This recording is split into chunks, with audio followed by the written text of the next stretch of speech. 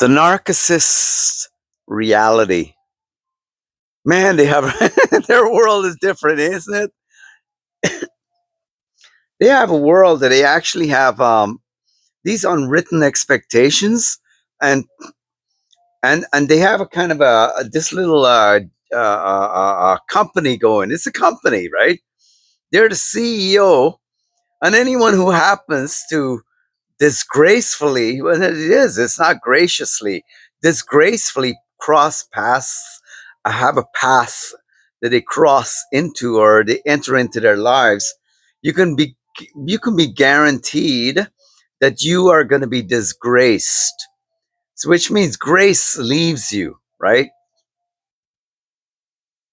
The interesting thing about these people called the narcissists, sociopaths, even come to go to the point of psychopathy, whereas they're psychos. Something's wrong with them up here. When you think, there are certain attitudes that normal people have, right?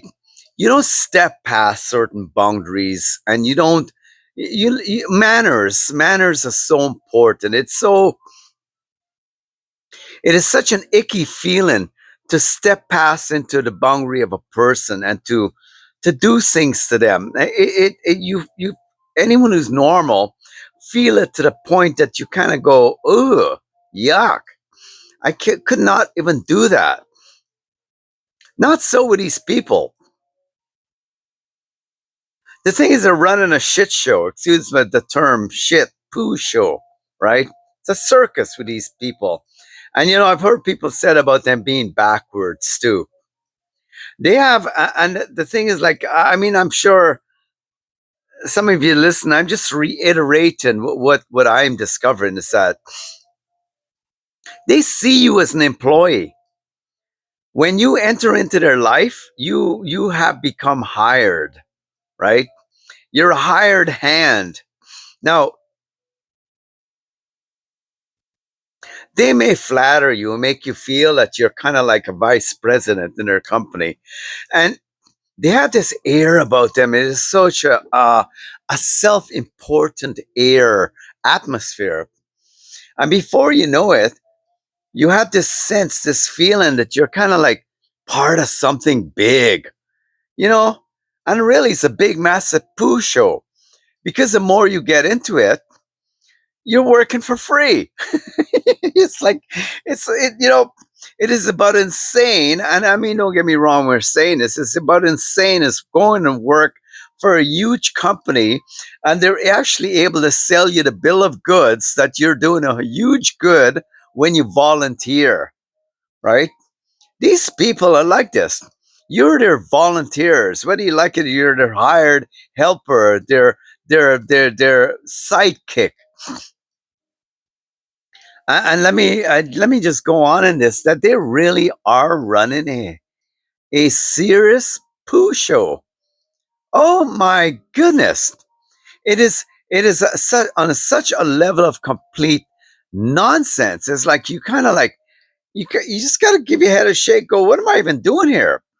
Now here's where spirituality comes into it. They've actually put a spell on you.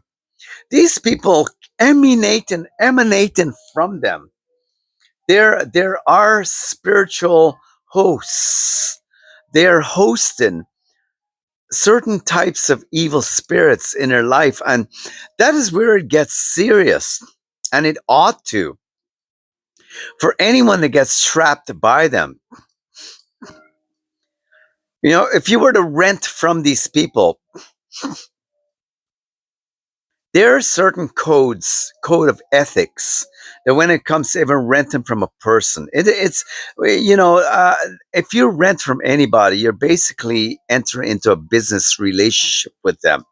They don't see it that way, and they have the ability. I've said in some of my other videos, they really have the ability to make you feel so good about doing things for them. When in reality, it's a spell.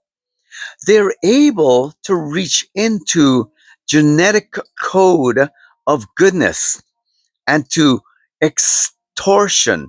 They're able to to use the highest level of professional extortion of stealing your time, making you do things for them, even though you may be giving them money for living in their home.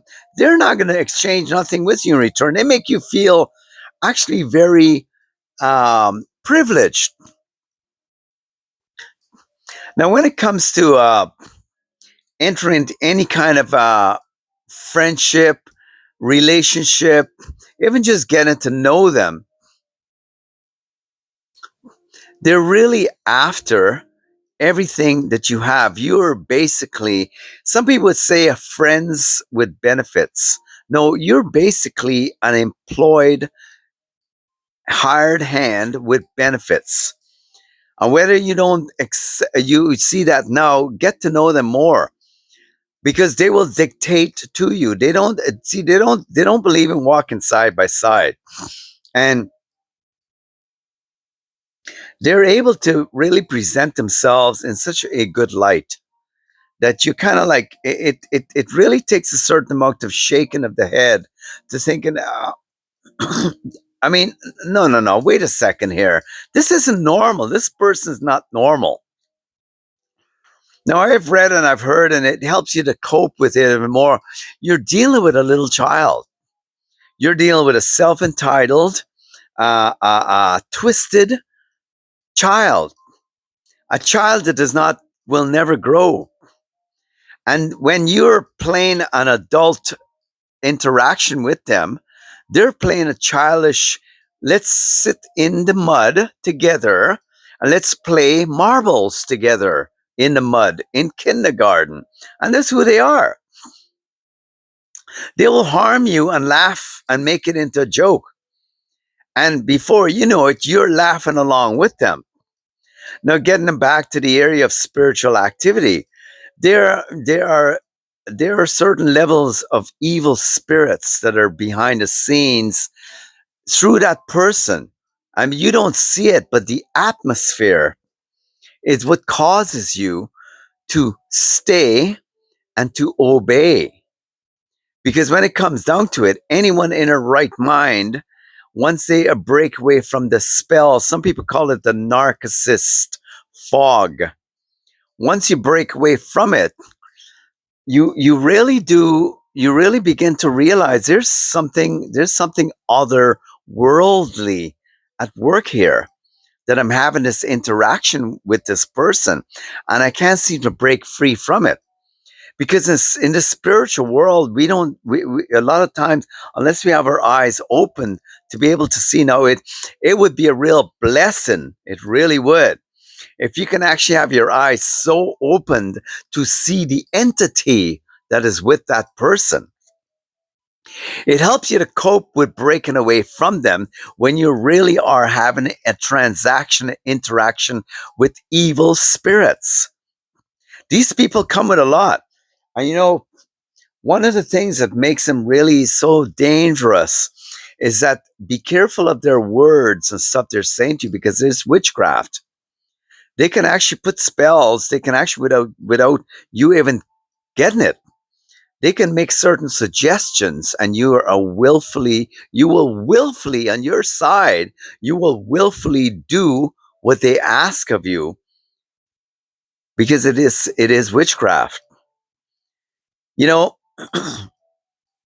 in the olden times, they said that people used to, some of these people used to work, when they work voodoo or whatever, they would take personal items of that person. They were able to do what they do, right?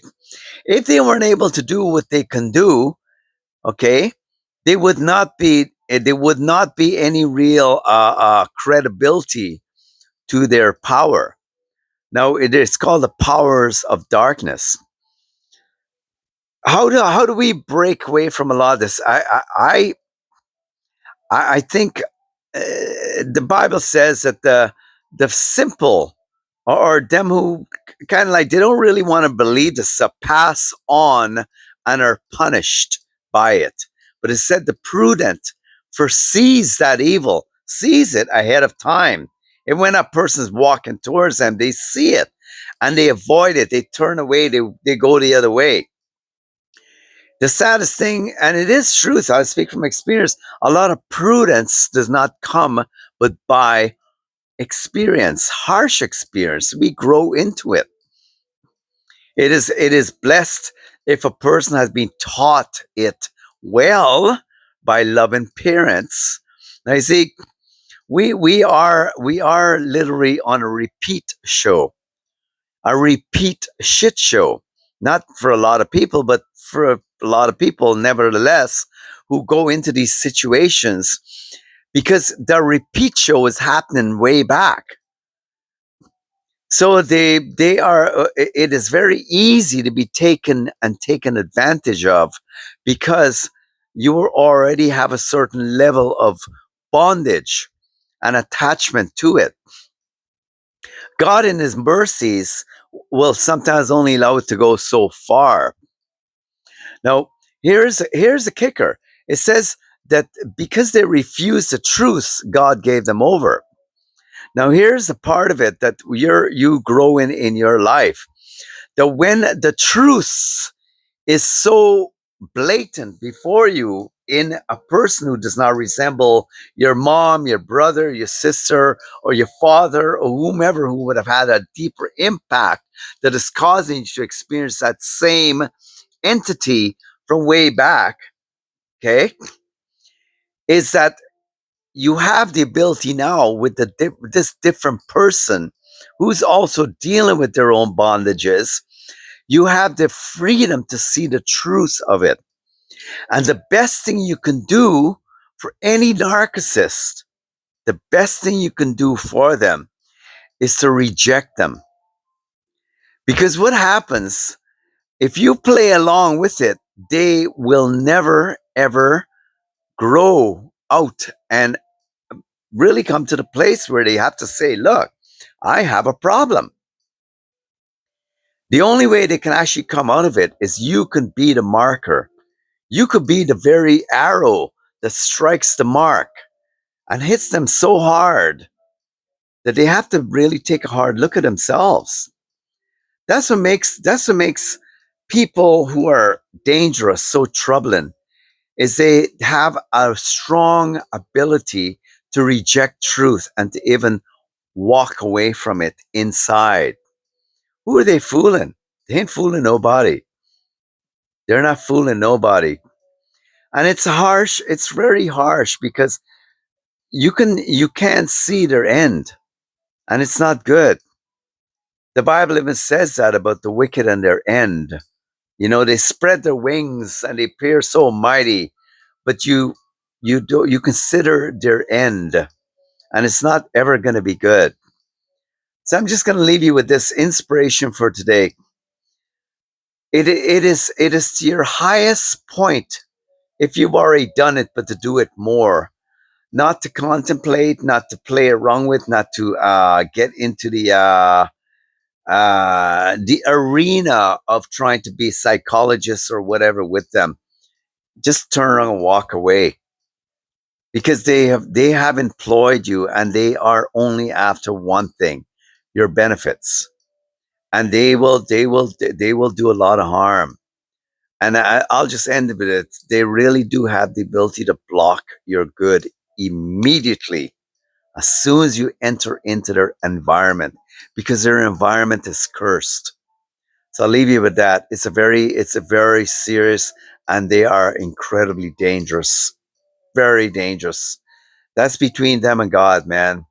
And don't think that just as you have the ability to always choose good, so do they. Have a good day, and you all subscribe and do like. Thank you.